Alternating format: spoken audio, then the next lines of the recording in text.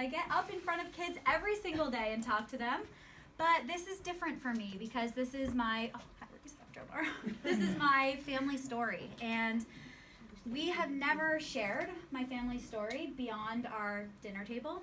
And so when I was going through our old family photos, I was looking initially for one or two photos to share with Mrs. Whalen that she might incorporate into her lessons, because I know you guys are studying the Holocaust. So as I was talking to my aunts and uncles and cousins and of course my parents, trying to gather all the details, they all were so grateful and excited that you were making the opportunity for me to come in and share. So just by showing up this morning and listening to my story, you're honoring my family and my grandmother as a survivor. So thank you for lending your ears today.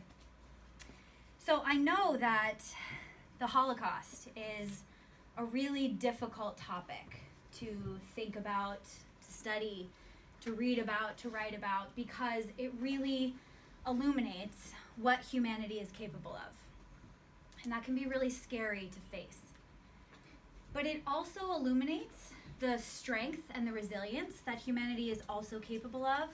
And that's why I feel like it's important for me to share this story with you today, because hopefully you'll see that this is a story of ultimately strength. Because of the resilience and the strength and the hope of one Holocaust survivor, I'm able to be here before you today. So this is Elizabeth Klein Kalman. She was my grandmother. She lived from 1919 to 2004, and she grew up in near Bator, Hungary, with 3 of her siblings. So she's the little one right there, the little blonde curls, with her older sister Rose, that's Muncie, and that's her brother Eugene. My grandmother had a very different experience than her siblings during the war. She was the only one taken to the concentration camps. And this is because, as a teenager, she left Hungary and she went to the south of France to study cooking. So all of the pictures from 1938 that I found in my family's, what I now think of as our treasure chest of these old photos, all of the pictures from 1938, she's so happy. It's her with Hugo, her first love, and they're pictured having picnics at the beach. You know, she's posing like that in random fields in France. Life was pretty good. They got married and had a baby in 1940. And interestingly, the year that they had Jackie, my grandmother's first baby, was the same year that Nazi Germany occupied France. So this is where my grandmother's story starts to take a darker turn. Jackie today has some significant special needs, and there are a couple different versions in my family about what happened to her. The most commonly believed one is that she was born mentally impaired because the Nazi soldiers patrolling the streets, they think, beat my grandmother while she was pregnant with Jackie. But another version of the story says that they hurt Jackie once she was born and that she was born completely fine. We don't know, but she's alive today, and I'll tell you a little bit more about her kind of happy ending at the end. But in 1940, France was just no longer safe for the Jews, and Hugo, my grandmother's first husband, was eventually murdered by the Nazis, which just left the 2 of them. And in 1941, Jews were being rounded up and deported to the camps all over the country. There were no longer any safe regions in France. And my grandmother knew that she and her baby weren't safe. This is the last photograph taken before the war. And you can see that Jackie is a baby, a toddler. She's maybe 1 or 2 there. I think it was 1941. It might have been in 1942. But my grandmother did what tens of thousands of other European Jewish parents were doing across Europe at that time. And she traded some jewelry that she had in order to put Jackie on a farm in hiding.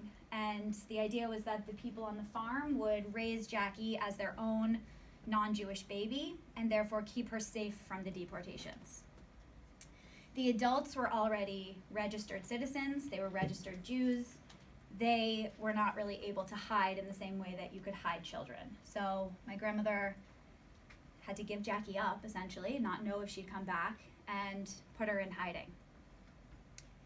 She was right to do that because she was deported, and her story from these 5 years remain a mystery.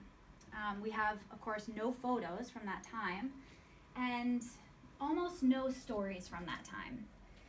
There is one moment that I remember where my grandmother came close to talking about what happened to her. I was 13 years old, and I remember this very vividly because my mom and grandmother and I were shopping for my bat mitzvah dress in New York City, and that's a very big deal for any, Jewish teenager. And so it was a happy day, and we were out for pizza. And we were sitting at a table within earshot of a family who was in line and waiting for their pizza, and the family was speaking German.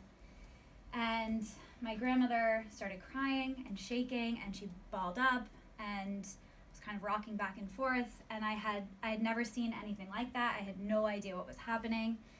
So my mom just got us out of there. We went back to my grandmother's house, and she laid down, and my mom wouldn't tell me anything. I kept asking, what happened? What was that? And then when my grandmother came out of her room, she started to say something and started to talk to my mom about getting to the camps, and I can't even really remember the words because she started getting upset again and shutting down. And I just remember my mom kind of hugging her and saying, "You're safe now, it's okay, you don't have to talk about it." And of course I never wanted to bring that up again after seeing how upset she got. So there were little moments like that throughout my childhood where certain triggers would set her back, and then when she recovered, she would kind of tell us, like, why. Do you remember those high riding boots that came into style like 10 years ago? So my mom was super excited to get a brand new pair of those high riding boots, and my grandmother was visiting, and my mom came down the wooden steps in her riding boots, and it sent my grandmother